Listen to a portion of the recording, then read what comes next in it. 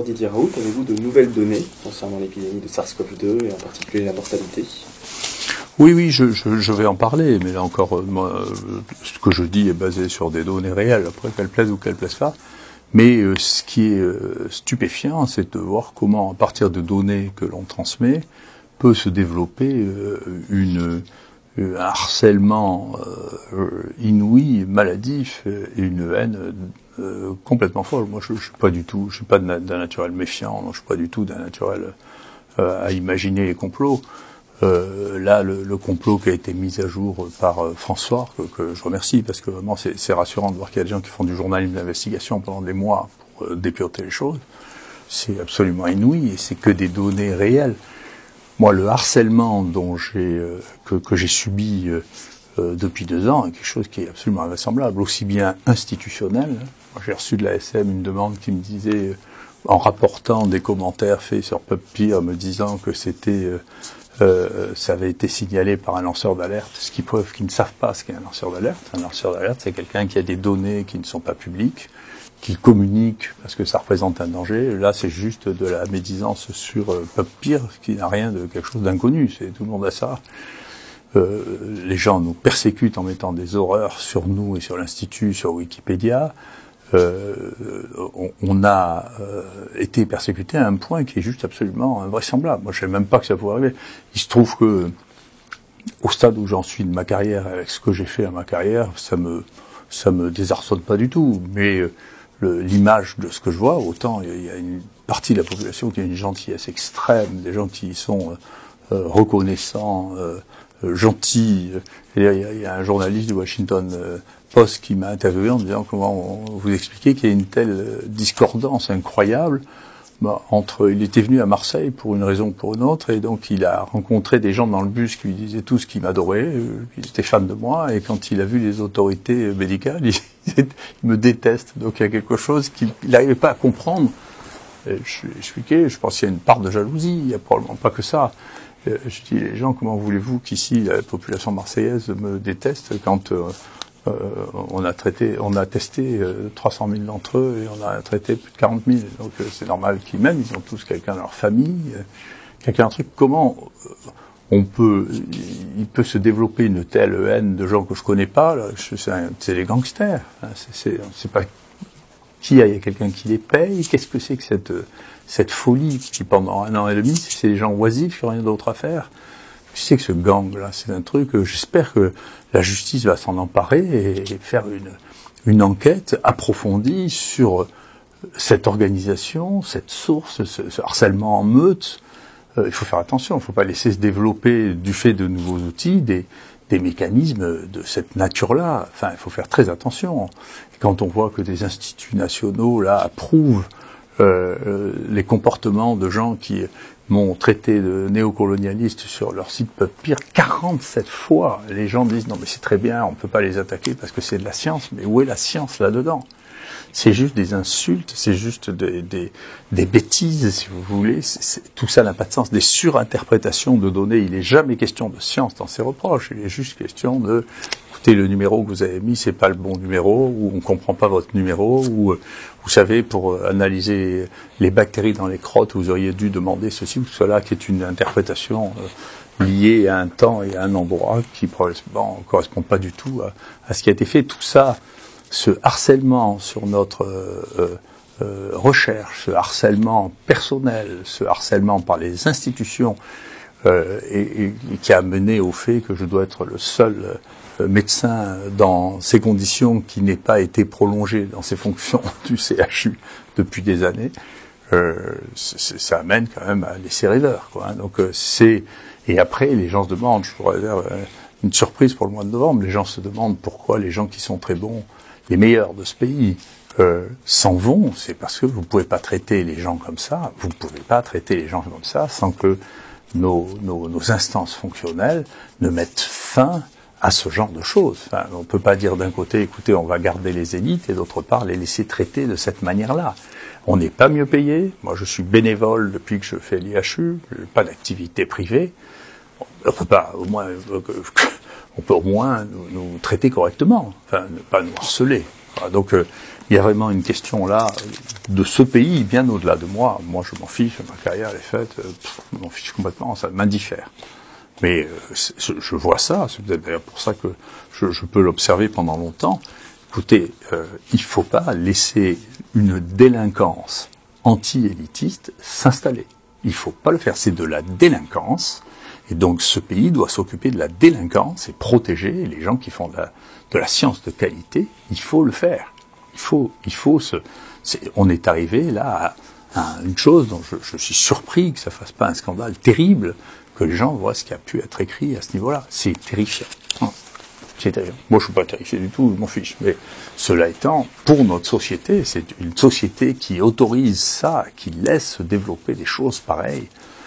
C'est quelque chose qui est troublant. Voilà, ça rappelle bien sûr la guerre avec d'autres moyens, les délateurs, les lettres anonymes, c'est des mœurs qui sont dégoûtantes. Voilà. Maintenant, revenons sur l'épidémie et sur des données réelles sur lesquelles je m'exprime depuis assez longtemps. Sur cette première figure, vous avez les différents variants qui ont constitué les différentes poussées épidémiques que l'on a vues chez nous, en particulier en France. Alors la France est un site, j'ai eu l'occasion d'expliquer ça, en particulier Marseille, de passage, où on voit tellement de passages que, bien entendu, on peut faire face à différentes épidémies, certaines venant de pays étrangers, d'autres venant d'élevage. En particulier, je pense qu'on est en train de plus en plus de réévaluer le rôle des élevages de visons, puisqu'on est en train de voir qu'il y a des mutations apparues dans les Covid de visons qui sont les mêmes que l'on a vu dans le variant anglais, dit alpha maintenant, et dans certains de nos variants, nous, 4, et dans l'origine du 4 tout court. Donc l'épidémie en est là, ça c'est et puis on voit petit à petit que cette épidémie est en train de diminuer. On le voit peut-être mieux sur ce schéma ici, où il y a le nombre de cas ici, le nombre de cas en réanimation et le nombre de morts. Et si on compare par rapport ce pic-là, par rapport à ces pics-là et la mortalité, on voit que la mortalité est plutôt plus basse. Et on verra ça associé avec cette époque-là, qui comprend différents paramètres. La mortalité actuelle est plus basse que ce que nous avons vécu avant. Je vous redonnerai des données plus précises. Alors pourquoi elle est plus basse? C'est une bonne question. C'est probablement multifactoriel. Le premier problème, c'est que il y a des gens qui sont vaccinés, qui sont aussi infectés. Il y en a moins, le taux d'infection est moindre et le taux de mortalité est moindre. Mais la proportion des gens qui sont infectés, qui est vue, maintenant on en a eu 2000 en tout, de gens qui sont vaccinés, infectés, avec 1, 2 ou 3 doses, on a quelques cas avec 3 doses. Il y a une proportion qui va en réanimation, une proportion qui meurt. C'est les mêmes qui vont en réanimation et c'est les mêmes qui meurent qu'avant. Donc c'est les gens très âgés, ceux-là vont pas en réanimation, ils meurent. On en a qui sont morts ici à l'UHU, et puis il y en a qui meurent chez eux, d'autres qui meurent dans d'autres services, d'autres qui meurent dans les EHPAD. Ceux qui meurent en réanimation, généralement, sont plus jeunes, parce que passé un certain âge, c'est rare qu'on les prenne en réanimation. Ouais. Mais ceux qui meurent dans la réanimation, c'est ceux qui ont beaucoup de polypathologies, en particulier celle qui est particulièrement à surveiller, c'est les obésités morbides, les gens qui ont une BMI supérieure à 40. Il faut absolument, comme les sujets âgés de plus de 65 ans doivent absolument être vaccinés, protégés, parce que ils présentent un risque, même si la protection est pas absolue, c'est mieux que rien. Et donc, ceux-là étant très à risque de faire des formes graves, s'ils font des formes graves, c'est ceux qui doivent être protégés en priorité. Voilà. Alors, ça, c'est... Est-ce que le vaccin joue un rôle? C'est bien possible qu'il joue un rôle dans l'atténuation de la mortalité. Si on regarde là par variant, on voit que par variant aussi, il y a une différence. C'est-à-dire que clairement, celui qui a tué le plus chez nous, globalement, c'est le variant, dans ceux qui ont donné des cas relativement nombreux, c'est le variant Marseille 4 depuis l'été dernier, avec une mortalité de 3,78%. Le variant anglais a moins tué, contrairement à ce que les autres disaient. Chez nous, il a tué 2%. Et vous voyez que l'Indien a tué 0,82%. Donc il y a une vraie différence en fonction du variant, mais c'est un des éléments. Bien sûr, le variant est survenu dans des conditions dans lesquelles la population vaccinée n'était pas la même, et puis la population tout court n'était pas la même. On va revenir dessus. Donc voilà, c'est un des éléments qui fait, vous voyez, le variant sud-africain non plus a pas beaucoup tué. Il a tué 1,22%. Alors, pourquoi est-ce qu'il tue moins? Il y a pas la première question, c'est effectivement la situation a changé. Il y a des gens qui sont immunisés, qui ont fait la maladie, et donc ceux-là, ils en font très peu. Il y a très peu de l'effet protecteur de la maladie naturelle est très important. Donc il y a très peu de gens qui font deux infections. Le vaccin, mais aussi l'évolution des virus que l'on voit ici. Vous voyez, les virus, au fur et à mesure, s'étendent comme une espèce d'éventail. Et cet éventail veut dire que ces virus qui sont au bout sont moins fertiles. Mais la plupart d'entre eux, maintenant, sont au bout de branches. Ça veut dire que, avec l'accumulation des mutations, qui est un phénomène obligatoire dans les virus ARN, eh bien, les virus perdent de leur capacité à déclencher des micro-épidémies. Et donc, l'épidémie diminue au fur et à mesure. Ça se représente ici aussi. D'une part, ils perdent probablement une partie de leur capacité de diffusion et probablement aussi une partie de leur virulence, puisque vous voyez ici, sur ce schéma, où on a représenté les différents variants. Et ça, c'est le premier, c'est celui qui nous arrivait de Wuhan. Et puis ensuite, ça, c'est le 4, vous voyez, qui avait un certain nombre de mutations. Et puis après, on voit arriver on n'a pas mis tout ce qu'on avait, mais ce qui est représentatif de l'alpha, et puis ce qui est représentatif de l'Afrique du Sud et de l'Indien. Et on voit que plus on avance, plus le nombre de mutations est important et plus la gravité diminue. Donc il semble qu'il y ait une corrélation entre la diminution de la gravité et l'évolution du virus, ce virus ayant une tendance à devenir de moins en moins virulent avec le temps, avec parfois des sursauts, comme celui-là. Vous voyez ça dans le 4, on se demandait, quand on regardait l'évolution, pourquoi le 4 faisait un double bond.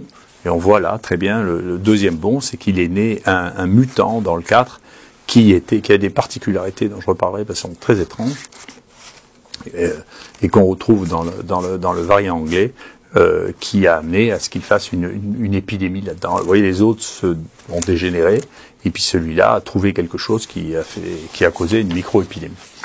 Alors, qu'est-ce qui a fait, du coup, que la mortalité est moins importante? Est-ce que c'est la vaccination? Est-ce que c'est le variant? Le troisième élément, c'est l'hôte, c'est-à-dire les hommes, qui sont infectés. Et donc, on voit, là, par exemple, que sur ce graphique, on voit que la moyenne d'âge des gens hospitalisés et malades a changé. Vous voyez que en bleu, vous voyez ceux qui ont plus de 55 ans, qui sont ceux qui ont plus de risques d'aller en réanimation ou de mourir. Eh bien, vous voyez, a diminué entre cette période et cette période. Alors, il est bien plausible que ce soit lié au fait que c'est la population qui a été le mieux vaccinée, les plus de 65 ans, les plus de 75 ans. C'est possible. C'est possible que ce soit pas le seul élément. Vous voyez, par exemple, ça c'est des données de l'INSEE, ça c'est pas nos chiffres, mais c'est ceux de l'INSEE, c'est disponible sur Internet. Et ce qu'on voit, ce qui est très intéressant, on voit toute l'épidémie depuis le début. On voit bien que, franchement, jusqu'à 49 ans, ça n'a pas beaucoup bougé. Il y en a eu un peu l'été dernier, mais sinon la mortalité était plus faible que celle de 2019, qui est la base. Donc on n'est pas mort de ça quand on avait moins de 50 ans. Ça commence ici, vous voyez. Mais il se passe quelque chose qui est très étonnant, c'est que ça c'est la moyenne de la mortalité, donc de la surmortalité. Donc il y a une surmortalité qui va jusqu'à 29% dans le premier épisode, qui diminue, et là maintenant, dans cet épisode-là, la surmortalité est à peine visible. Mais ce qui est très intéressant, c'est que dans cet épisode-là, il n'y a plus personne, il n'y a plus de surmortalité chez les gens de plus de 85 ans. Alors que c'était celle qui avait là plus de surmortalité, qui avait une surmortalité plus importante que la moyenne. Là, la moyenne n'est déjà pas très haute, mais alors il y en a plus du tout là, alors qu'il en reste là 75 ans, et puis c'est celle-là qui reste la plus importante par rapport à ça. Et puis là, alors bien entendu, là, il n'y en a plus du tout. Donc c'est une vraie question, et ça pose la question, qui est une question avec une dénomination qui est plus ou moins élégante, qui s'appelle la moisson, l'effet de moisson. C'est-à-dire que la cible principale de cette maladie, qui a fait jusqu'à, en Suède par exemple, 50% des morts hommes avaient plus de 50 ans, plus de 85 ans, et 60% des morts femmes avaient plus de 85 ans. Donc c'était très ciblé. Nous, on a estimé que peut-être 30% de la population qui avait plus de 85 ans était morte pendant l'année 2020. D'accord ? Ce qui veut dire que pendant l'année 2021, le nombre de personnes de plus de 85 ans qui sont susceptibles de mourir de cette maladie est pas tout à fait 30% inférieur, parce que ceux qui avaient 84 ans maintenant ont 85 ans, mais ça remplace pas les 30% qui sont morts. D'accord ? Donc il y a un effet qu'on appelle un effet moisson, c'est-à-dire que cet effet moisson, il a deux sources. Il y a, si vous aviez une mortalité faible dans les années précédentes, les gens ont plus vieilli. Donc la population âgée de plus de 85 ans a augmenté plus que d'habitude. Ce qui fait que le réservoir des gens qui sont susceptibles de mourir est plus important. Ce qui est vrai, c'est-à-dire que dans ces 3 ou 4 dernières années, la mortalité était plus faible, ce qui se témoignait par une augmentation minime, une petite augmentation de l'espérance de vie. Parce qu'il n'y avait pas eu de grande catastrophe, il n'y avait pas eu de grande épidémie très mortelle de grippe. Donc il y a la population la plus vulnérable avait augmenté, d'accord ? Et puis ensuite, quand la population vulnérable a été très atteinte, eh bien cette population vulnérable, elle ne peut plus être atteinte. Et donc, généralement, quand il y a un effet moisson, et donc cet effet expliquerait entre la différence entre la Suède et le Danemark pour à peu près un tiers des morts. C'est un tiers des morts qui serait du rattrapage des années antérieures.